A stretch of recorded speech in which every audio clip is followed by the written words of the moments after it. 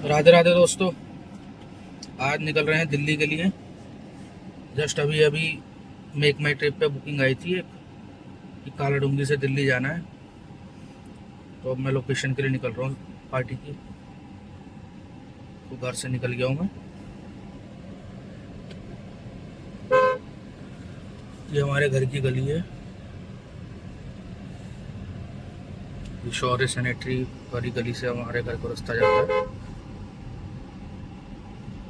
बाकी जैसे जैसे मैं क्लाइंट की लोकेशन में पहुँचता हूँ आपको दिखाता हूँ। फिर दिल्ली के लिए निकलते हैं वहाँ से। आज मैंने अपने फ़ोन के लिए न्यू कवर भी मंगाया है। कमेंट करके बताना कैसा लग रहा है। ये देखो हमारे घर से रामनगर की तरफ जाते हुए कितने ब्यूटीफुल सीनरी है।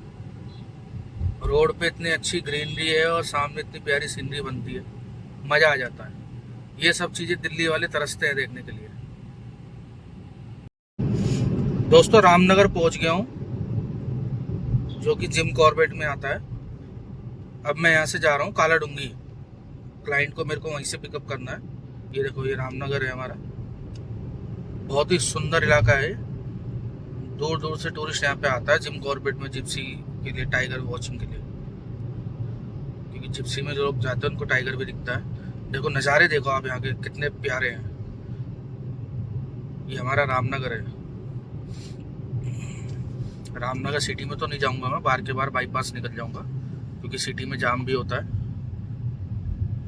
हाँ देखिए आप, ये रामनगर में सैटरडे संडे तो इतना जाम रहता है दोस्तों, क्योंकि भवानीगंज के चौक पे ना जगह कम है और गाड़ियां बहुत आ जाती है। लोग दिल्ली से, हरियाणा से, फरीदाबाद से, यूपी से, सब जगह से टूरिस्ट आता है जिम कॉर्बेट घूमने, टिकली घूमने, नैनीताल जाने के लिए।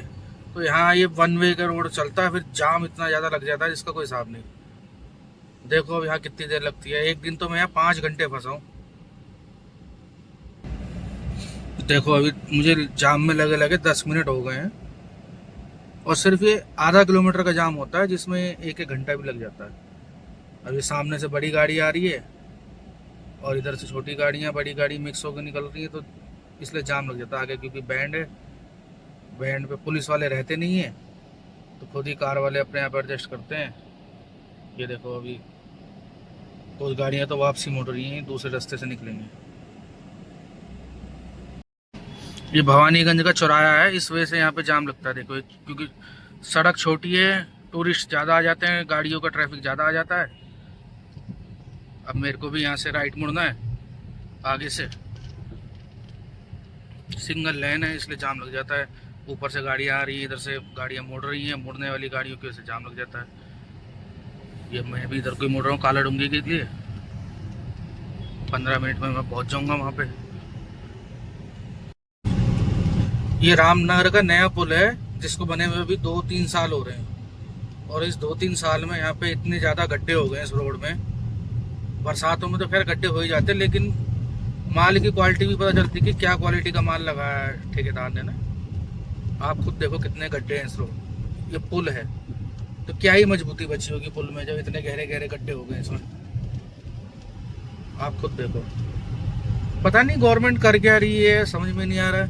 पैसा लगा रही है, हम लोगों के टैक्स का ही पैसा है, लेकिन सड़कों की क्वालिटी बिल्कुल ज़ीरो कर रखी है। सब पीली ड्रेस पहन के पता नहीं कहाँ से आ रहे हैं, किसी तीर्थ स्थान से आ रहे होंगे। ये मैं मुरादाबाद सीएनजी पंप पे रुका हूँ, यहाँ सीएनजी करा रहा हूँ।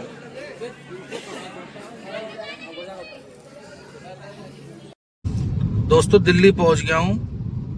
बहुत ट्रैफिक मिला आज दिल्ली में। क्लाइंट्स थे तो उनके सामने मैं व्लॉगिंग नहीं कर पाया। अभी जस्ट उनको उतारा है। देखो मैं दिल्ली से घर की ओर निकल रहा हूँ। बारिश भी हो गई थी दिल्ली पे।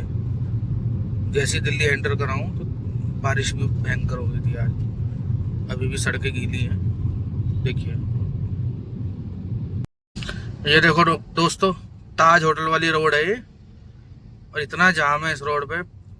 पिछले आधे घंटे से यहीं हल्के हल्के रेंगती हुई गाड़ियां निकल रही हैं। देखो इस साइड भी पूरा जाम है और इस साइड भी जाम ही जाम है। भयंकर जाम है आज। जब दिल्ली में बारिश होती है ना तो जाम ही जाम हो जाता है फिर तो दिल्ली में। दोस्तों ये वड़ा पाव पैक करवा रहा हूँ घर के लिए दिल्ली से, क्योंकि सोनी को यहाँ का वड़ा पाव पसंद है। तो मैंने उससे पूछा कि अगर वड़ा पाव खाना है तो बता, पैक करा के लाऊं, सुबह खा लेना। क्योंकि अब मैं रात को घर पहुँचूँगा 3-4 बजे, तो मैं भी हाफ़ फ्राई करवा के निकलवा रहा हूँ, बाकी सुबह को पैक करा देंगे। दोस्तों दिल्ली से निकल गया हूँ और ये मैं नोएडा में हूँ।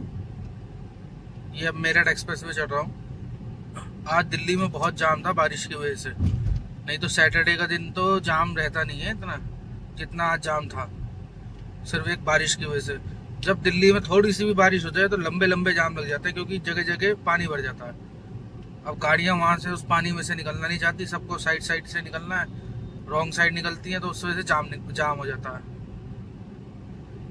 ये मैं मेरठ एक्सप्रेस में चढ़ गया हूँ। इसमें 100 की स्पीड है, लेकिन मैं तो हल्के ही चलता हूँ, 70-80।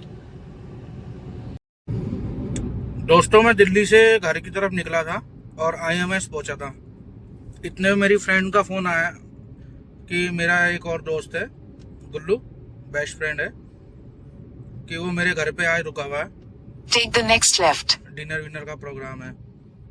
अब मैंने कहा मुझे तो थोड़ी देर पहले बता दी तो मैं आ जाता। अब मैं बहुत दूर आ गया, लेकिन उन्होंने जिद करी, जिस वजह से मुझे वापसी उनके घर पे जाना पड़ रहा है। Keep right, then make a U-turn drive करके वापसी फिर वही जा रहा हूँ मैं। अब वहाँ पहुँच के आप लोगों को भी उनसे मिलवाता हूँ। दोस्तों दिल्ली MCD वालों ने इतना वो कर रखा है अपना चोर बाजारी, मेरी गाड़ी के उसमें से इन्होंने पैसे भी काट लिए और गाड़ी रन थ्रू करके ब्लैक लिस्ट कर दी। अब मैं दिल्ली एंटर करा तो इन्होंने कहा जी रन थ्रू हो गई। मैंने कहा भाई पैसे थे, पैसे भी कटे हैं, रन थ्रू किस हिसाब से कर दी तुमने? बोला रन थ्रू हो गई, तुम लेके भाग गए थे गाड़ी इसलिए रन थ्रू कर दी हमने, 500 रुपये पेनल्टी दे के छूटा हूँ। ऐसी तो इनकी चोर बाजारी चल रही है, पैसे भी ले रहे हैं और फिर गाड़ी रन थ्रू भी कर रहे हैं। दोस्तों मैं दिल्ली से निकल गया हूँ, लगभग 2:30 बज रहे हैं और ये मैं नोएडा पहुँच गया हूँ। दोस्तों के पास गया था मिलने, वहाँ मैंने व्लॉगिंग नहीं करी क्योंकि बहुत दिन बाद मैं मिला था, तो मैंने कहा कुछ चीज़ें प्राइवेसी रहनी चाहिए। अब मैं घर के लिए निकल गया हूँ, सुबह 6-7 बजे तक घर पहुँच जाऊँगा, जैसा भी आप लोगों को दिखाता रहूँगा आगे। दोस्तों अभी मेरे सामने गाड़ी पलटी है, बहुत भयंकर एक्सीडेंट हुआ है, गाड़ी पलट गई है।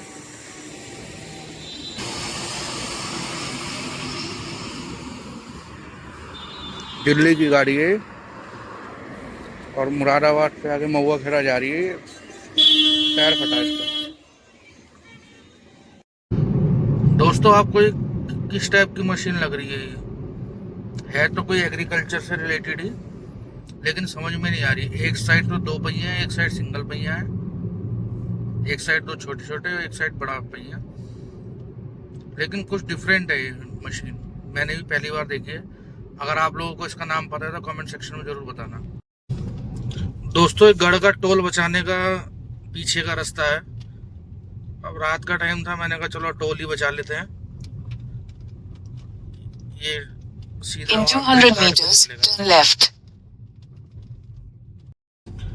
ये सिर्फ 2 किलोमीटर एक्स्ट्रा चलो और ये गढ़ का 120 रुपये का टोल बच जाता है। ये अब मैं हाईवे पे चढ़ गया हूँ, ब्रिज घाट पे निकलता है सीधा और सियाना वाली रोड से अंदर मुड़ना पड़ता है। ये देखो, ये मैं अब हाईवे पे चढ़ गया, सीधा गंगा जी के पुल के पास। टोल से करीब 1-1.5 किलोमीटर आगे निकालता है रास्ता है और 2 किलोमीटर पीछे है टोल से। ये देखो आप, अभी गंगा जी का पुल आने वाला है, आपको दिखाता हूँ। ये देखो गंगा जी का पुल आ गया है, पुल पे चढ़ने वाला हूँ इसमें गंगा जी के।